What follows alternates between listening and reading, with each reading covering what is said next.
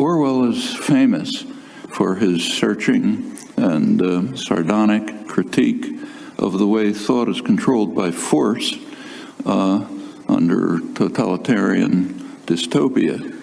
But much less is not known is his discussion of how similar outcomes are achieved in free societies. He's speaking, of course, of England, and he wrote that although the country is quite free, nevertheless, unpopular ideas can be suppressed without the use of force. Gave a couple of examples, provided a few words of explanation which were to the point. One particularly pertinent comment was his observation on a quality education in the best schools, where it is instilled into you that there are certain things that it simply wouldn't do to say, or we may add, even to think. One reason why not much attention is paid to this essay is that it wasn't published. It was found decades later in his unpublished papers. It was intended as the introduction to his famous Animal Farm, bitter satire of Stalinist totalitarianism. Why it wasn't published is apparently unknown, but I think perhaps you can speculate. One of the best descriptions of it, although he didn't understand what was going on, is George Orwell. He had really no idea what was going on, but he was writing from the point of view of the Prune militia, kind of semi-Trotskyite militia, and that's what he saw. So he didn't understand the anarchists at all. But he gave a very vivid portrayal of what it was like. So you've never seen anything like that. Go through Barcelona, nobody's calling anyone sir, people are comrades, there's no hierarchy, people are participating. So I don't understand what it was, a lot of things I don't like, but it's something you just have to appreciate. Came back a couple months later, and he said it's totally different. You're back to the bowing and scraping the orders of Stalinist communist leadership had taken over, crushed the revolution, was in the process of crushing the revolution with the support of the West and the support of Franco. But that's, even from his skewed perspective, just as a perceptive human being, he saw something really important happening here.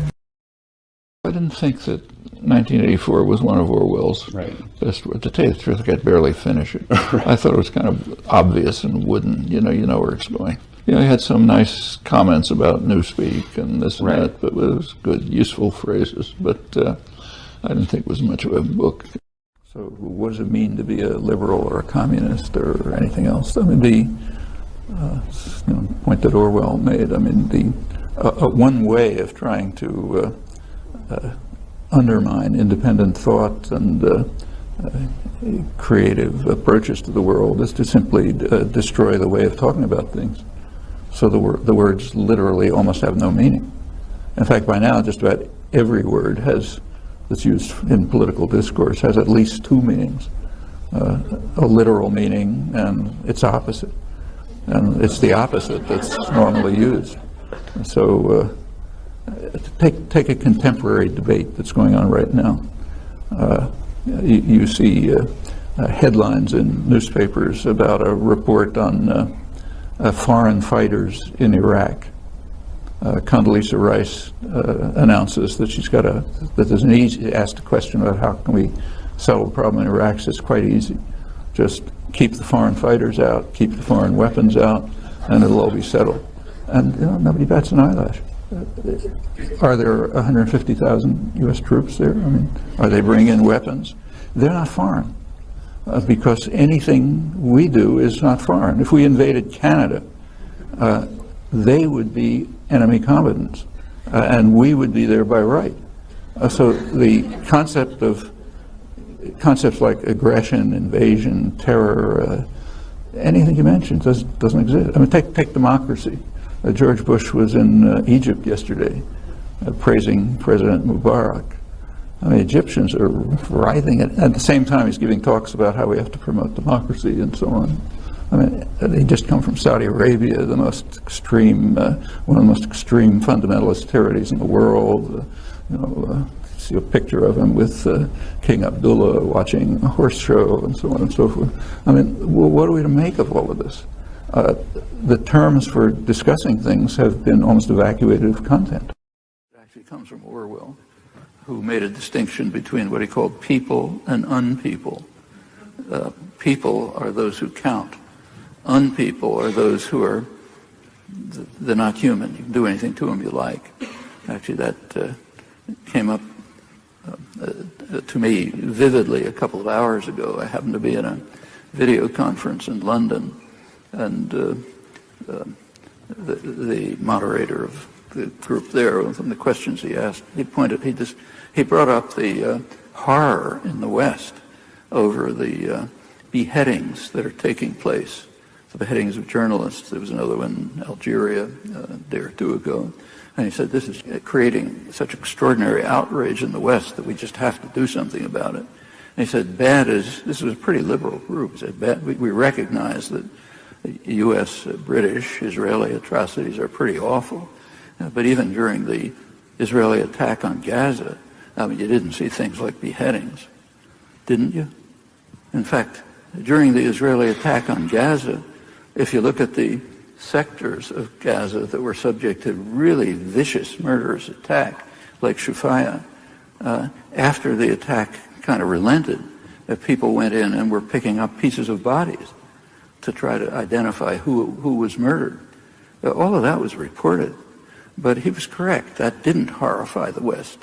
When we carry out atrocities like smashing people up so that their body parts are scattered around and you can't even identify who they were, that's not a crime. It can be a mistake. You're sometimes allowed to say it's a mistake. It's just like the drone assassination campaign, which undoubtedly does worse things than beheading to its victims. It's a mistake. Maybe it's a mistake, but it's not a crime. On the other hand, if ISIS, or whatever offshoot it is in Algeria, beheads people, that offends us to the heavens. And it is horrendous, undoubtedly, though it's a tiny fraction of what we and our clients do. But that's the people-unpeople distinction.